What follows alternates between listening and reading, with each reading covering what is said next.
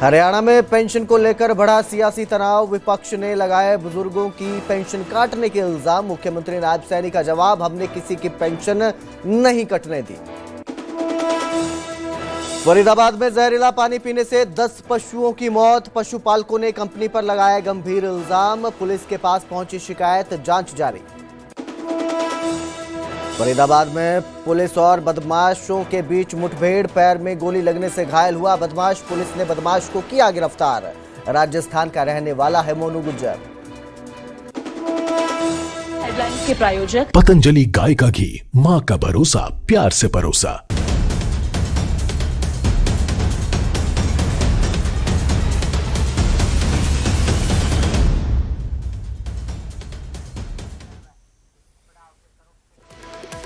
नमस्कार, स्वागत है न्यूज 18 पंजाब हरियाणा में। मैं आपके साथ कुलदीप भारद्वाज। हरियाणा प्राइम की शुरुआत करेंगे पंडित दीनदयाल उपाध्याय की पुण्यतिथि के साथ। आज पंडित दीनदयाल उपाध्याय की पुण्यतिथि है और इस मौके पर सीएम नायब सैनी ने दीनदयाल उपाध्याय को श्रद्धांजलि दी है।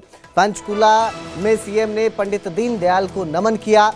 प्रतिमा पर पुष्प अर्पित कर मुख्यमंत्री नायब सिंह सैनी ने श्रद्धांजलि दी है। तो आज पंडित दीनदयाल उपाध्याय की पुण्यतिथि है और इस मौके पर मुख्यमंत्री नायब सिंह सैनी ने उन्हें श्रद्धांजलि दी और पंचकुला में पंडित दीनदयाल को नमन किया। प्रतिमा पर पुष्प भी अर्पित किए मुख्यमंत्री नायब सिंह सैनी ने।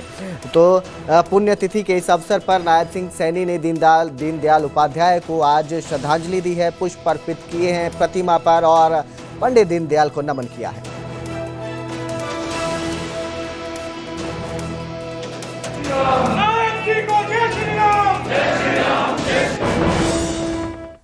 तो वहीं हरियाणा में पेंशन को लेकर सियासत तेज हो गई है। मुख्यमंत्री नायब सिंह सैनी का विपक्ष को जवाब भी अब सामने आया है और उन्होंने कहा कि किसी की पेंशन नहीं काटी जा रही है। विपक्ष जो भ्रम है वो फैलाने का काम कर रहा है।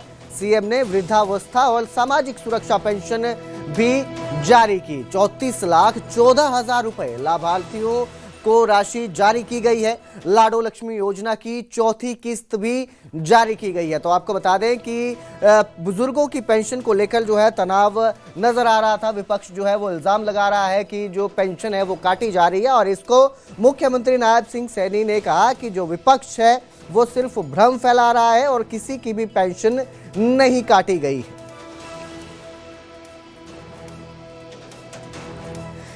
तो पेंशन को लेकर जो है ये सियासत तेज होती नजर आ रही है क्योंकि एक तरफ विपक्ष जो है वो इल्जाम लगा रहा है, आरोप लगा रहा है और कह रहा है कि पेंशन काटी जा रही है बुजुर्गों की, जबकि मुख्यमंत्री नायब सिंह सैनी ने साफ कर दिया है कि किसी की भी पेंशन नहीं काटी गई है। कोई पेंशन नहीं काटी जा रही है। जो पेंशन मिल रही थी वो दी जा रही है सभी को और जो विपक्ष है वो भ्रम फैलाने का काम कर रहा है। तो अब देखना यह है कि विपक्ष जिस तरह से इल्जाम लगा रहा है पेंशन काटने का, उसको लेकर वो आगे क्या रणनीति अपनाता है, क्योंकि सरकार की तरफ से बार बार ये साफ किया जा रहा है कि किसी की भी पेंशन नहीं काटी गई है। आज ही वृद्धावस्था पेंशन, विधवा, दिव्यांग और सामाजिक सुरक्षा पेंशन वो भी आज जारी की गई है। इनके तहत 34,14,000 लाभार्थियों को 1,098 करोड़ रुपए की आज राशि जारी की गई है। इसी प्रकार 43,36,452 लाभार्थियों को 1,291 करोड़ रुपए की ये राशि जारी की गई है। मित्रों, पिछले कुछ समय से पेंशन से संबंधित समस्याएं और आय आधारित पात्रता से जुड़ी शिकायतें वो मेरे संज्ञान में आई है। इन शिकायतों व अपीलों के समाधान तथा पात्रता के निष्पक्ष निपटान के लिए मैंने सभी प्रदेश के अंदर एडीसीज को ये निर्देश भी जारी किए हैं कि अब वे सप्ताह में जो सोमवार और वीरवार समाधान शिविर के अंदर बैठते हैं, इन मामलों का निवारण वो सुनिश्चित करें।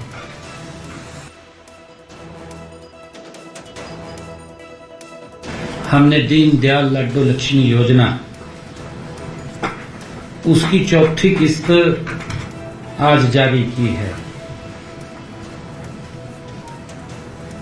मित्रों, इस योजना के तहत आज तक 9,22,452 हमारी लाभार्थी बहनें हैं। उनके खातों में 193 करोड़ रुपए की राशि आज पहुंचाई गई है। आज जैसा मैंने कहा है कि चौथी किस्त ये जारी की गई है। इन चारों किस्तों का कुल मिलाकर के जो पैसा है वो 634 करोड़ रुपए की राशि उन तक पहुंच चुकी है। ये सम्मान दिया है बुजुर्गों को, ये तो उंगली काट का शहीद हो रहे हैं, इस प्रकार की बातें कर रहे हैं। 2200 रुपए बढ़ाने का काम किया, 2200 रुपए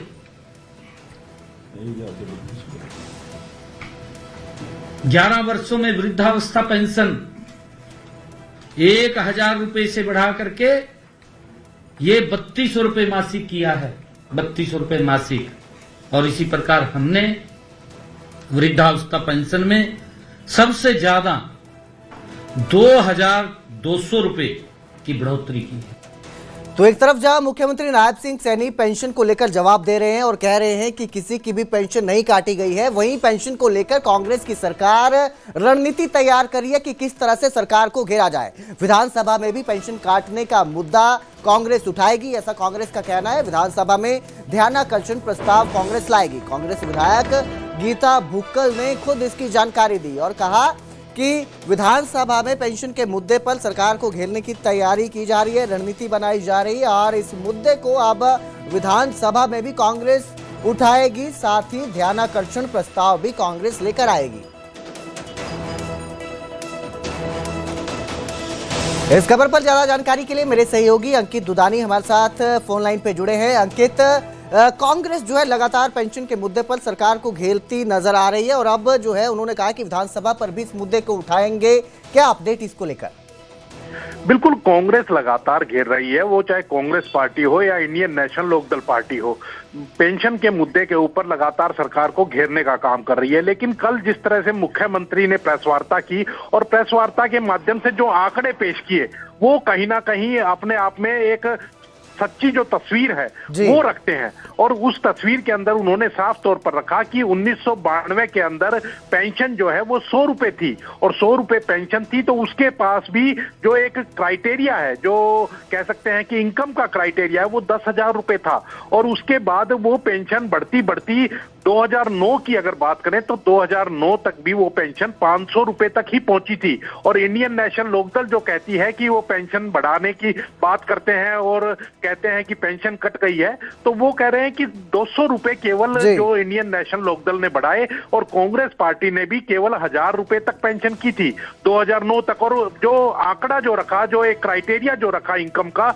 वो 10,000 रुपए तक ही रखा। 2014 में जाकर के ये पेंशन जो है वो 1,000 रुपए हुई थी। और उसके बाद बीजेपी की जब सरकार आई है तो उसके बाद से पेंशन लगातार बढ़ रही है और जो क्राइटेरिया है उसको भी 3 लाख रुपए तक पहुंचा दिया है कि जिस परिवार की 3 लाख रुपए तक इनकम होगी उसको पेंशन मिलेगी। तो आज जो ऐड हो रहे हैं, लगातार बुजुर्ग इसके अंदर ऐड हो रहे हैं। जहां तक काटने की बात है कि कुछ लोगों की पेंशन कटी है, कुछ बुजुर्गों की, लेकिन वो भी आंकड़ा मुख्यमंत्री ने रखा और कहा कि 1,08,000 ऐसे बुजुर्ग पाए गए जो जिनका निधन हो चुका है और अभी भी वो पेंशन ले रहे थे, तो उनकी पेंशन जरूर काटी गई है। कुछ ऐसे केस थे जो इनकम टैक्स फाइल कर रहे थे, और इनकम टैक्स अगर कोई फाइल कर रहा है और उसकी फैमिली इनकम ज्यादा बनती है तो उसकी भी पेंशन कटना लाजमी है, तो उनकी भी पेंशन काटी गई है। तो साफ तौर पर मुख्यमंत्री की ओर से कहा गया कि केवल गुमराह किया जा रहा है, और वो चाहे विधानसभा हो या अभी, उन्होंने पूरी तरह से खोल करके अपनी बात रखी है, और विधानसभा में भी सरकार पूरी तरह से जो अपना जवाब दाखिल करने की कोशिश करेगी। वहीं विपक्ष जो है वो इसको जरूर मुद्दा बना रहा है, और विपक्ष ध्यानाकर्षण प्रस्ताव, जिस तरह से गीता बुक्कल ने कहा कि ध्यानाकर्षण प्रस्ताव इस पर लाया जाएगा, तो उसके ऊपर मुख्यमंत्री पूरी तरह से तैयार हैं, और वो पूरा आंकड़े के साथ विधानसभा में अपनी बात रखते हुए नजर आएंगे। जी बहुत बहुत शुक्रिया इस तमाम जानकारी के लिए अंकित। तो अब जो है कांग्रेस रणनीति तैयार करके विधानसभा में आएगी, जिसके बाद ही पता चलेगा कि ये मुद्दा और कितनी सियासत को तूल देता है।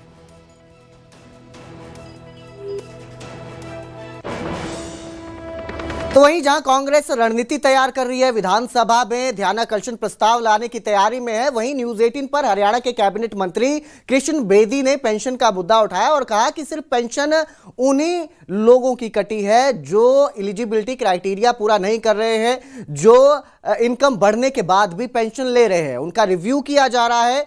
उनका साफ कहना है कि पेंशन का क्राइटेरिया 3 लाख रुपए किया गया है बीजेपी सरकार में, और किसी की भी पेंशन नहीं काटी जा रही है। जो भी एलिजिबिलिटी क्राइटेरिया, योग्यता जो रहती है पेंशन के लिए, उस पर खरा उतरता है, उनको पेंशन दी जा रही है। लेकिन जो लोग पेंशन की जो ये सुविधा दी जा रही है, इसका गलत तरीके से इस्तेमाल कर रहे हैं, एलिजिबिलिटी क्राइटेरिया जो योग्यता है उस पर खरे नहीं उतर रहे हैं, हाँ, उनका जो नाम है वो जरूर काटा जा रहा है।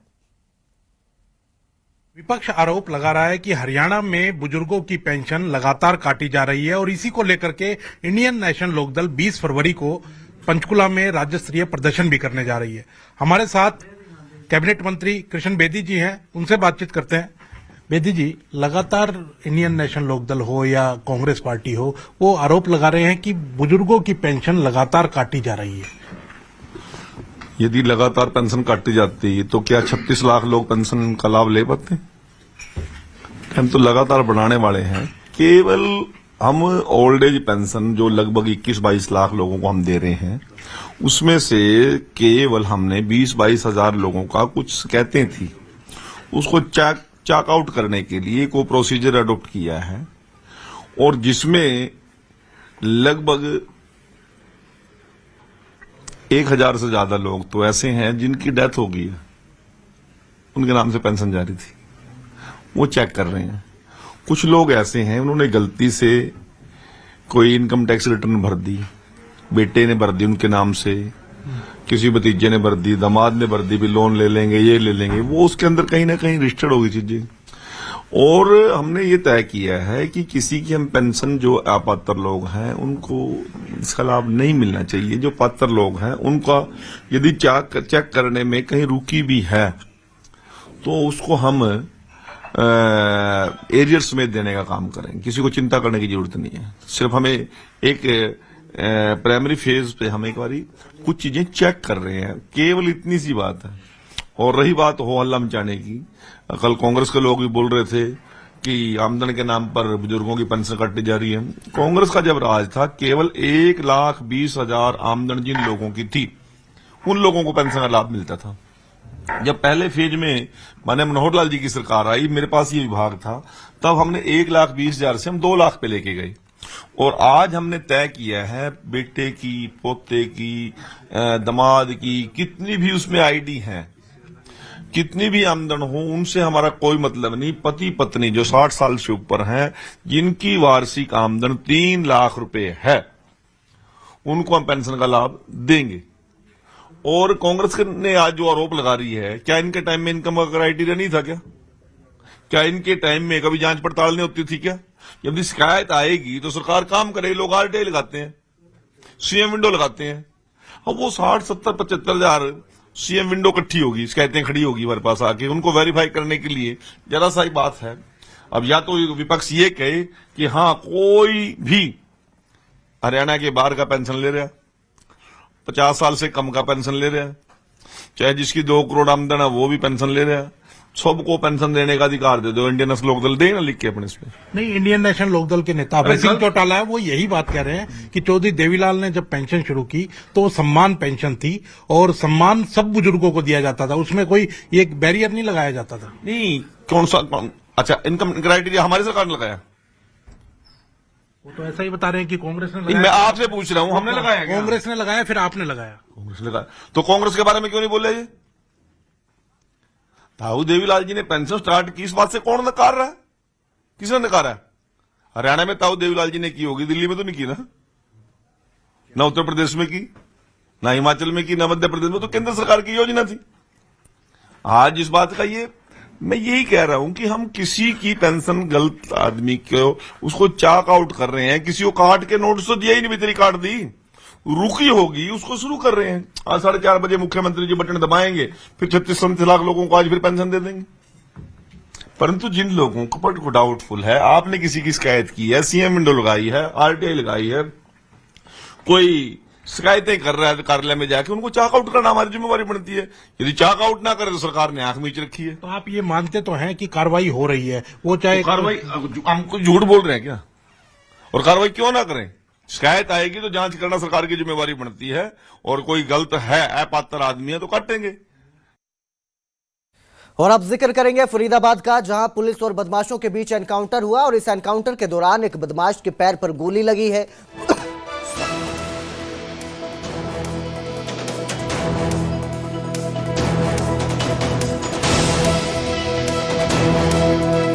पुलिस ने बदमाश को गिरफ्तार कर लिया है। राजस्थान का रहने वाला आरोपी मोनू गुज्जर पकड़ा गया है। तो एनकाउंटर होता है फरीदाबाद में, पुलिस और बदमाश के बीच ये एनकाउंटर हुआ, जिसके बाद जवाबी कार्रवाई में जब पुलिस ने फायरिंग की तो इस मुठभेड़ में बदमाश के पैर पर गोली लगी है, जिसके बाद उसे काबू कर लिया गया, गिरफ्तार कर लिया गया। ये जो बदमाश है ये राजस्थान का रहने वाला है, मोनू गुज्जर के रूप में इसकी पहचान हुई है, जिसके साथ एनकाउंटर होता है और एनकाउंटर के बाद इसे काबू कर लिया गया है।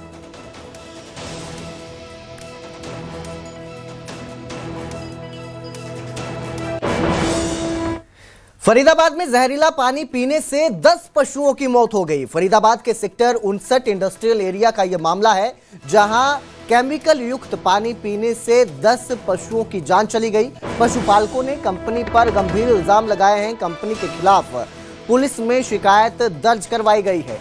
तो ये जो पूरा मामला है फरीदाबाद के सेक्टर 59 जो इंडस्ट्रियल एरिया है वहां का ये मामला है। वहां से ये खबर सामने आई, जहां केमिकल युक्त पानी पशुओं ने पिया और इसके बाद 10 पशुओं की मौत हो गई है। फिलहाल जो पशुपालक हैं उन्होंने कंपनी के खिलाफ शिकायत दर्ज करवाई हुई है। एक हादसा हुआ है जिस तरीके से 10 बकरियां एक साथ जहरीला पानी पीने से मरी, क्या है पूरा मामला? देखिए, इस संबंध में हमारे पास सूचना आई थी कि एक अनु नाम के व्यक्ति हैं जो बकरी चराने का काम करते हैं। तो सेक्टर 59 में वहाँ पे बकरी चरा रहे थे। उस टाइम पे उनकी बकरियों ने वहाँ पे कुछ पानी वगैरह पी लिया। तो पानी के पीने के बाद में कुछ उनकी हालत सी बड़ी बिगड़ गई और वो एक्सपायर हो गई बकरी वहाँ। तो किस तरीके का पानी था, क्या कुछ अभी तो सारी बातें तो जांच में आएंगी आगे। अभी तो खाली इनकी शिकायत और खाली इनकी तरफ से इस तरह से जानकारी आई है हमारे पास। बाकी आगे जैसे अगर वो देंगे शिकायत वगैरह इस तरह से कार्रवाई ली जाएगी तो उस पर। लगभग कितनी बकरियां थी सर? 10 बकरियां इसमें बताई जा रही हैं। अच्छा, कुछ गर्भवती बकरियां भी थी इसमें। ये तो बात की बातें हैं, तो भाई देख के तो कोई इस बात को नहीं बता सकता ना। पोस्टमार्टम वगैरह का कुछ होगा, जो कार्रवाई होगी जैसे वो चाहेंगे उस टाइम कार्रवाई है। ठीक है। तो उधर कुरुक्षेत्र में कांग्रेस नेता के गनमैन ने एक युवक को गोली मार दी। होटल में युवक के पेट में गनमैन ने ये गोली मारी है। गोली मारकर मौके से गनमैन फरार हो गया। युवक की हालत गंभीर बताई जा रही है, अस्पताल में भर्ती है। कुरुक्षेत्र की ये घटना है। कांग्रेस नेता का गनमैन है जिसने युवक के पेट में गोली मार दी और फिर मौके से फरार हो गया। इस दौरान अब गोली लगने की वजह से युवक की हालत गंभीर है, अस्पताल में भर्ती है, इलाज चल रहा है युवक का। हालांकि क्यों ये घटना हुई है ये अभी साफ नहीं हो पाया है। मुठभेड़ जो है गनमैन है उसने गोली क्यों चलाई ये अभी साफ नहीं हो पाया है। तो शाहबाद में ये होटल के कमरे से तेज आवाज आती है, जिसके बाद जब लोग वहां पहुंचे तो उन्होंने पाया कि जो गनमैन है वो युवक के पेट पर गोली मार दी थी उसने और खुद मौके से फरार हो गया था। सूचना मिली थी कि वासु होटल में एक लड़के ने दूसरे लड़के के ऊपर फायर कर दिया, जो पेट में गोली लगी है। जिस सूचना पर वो अपना जो घायल था महबूब शाहबाद का लड़का है, उसको पहले एलएनजेपी में एडमिट था, उसके बाद मेट्रो में वहाँ रेफर कर दिया था। मेट्रो हॉस्पिटल में जाकर महबूब की स्टेटमेंट ले ली है और उसके ऊपर एफआईआर दर्ज कर दी है। सीनो क्राइम टीम को बुलाकर मौका का निरीक्षण कराया गया, आगे तफ्तीश जारी है। जैसे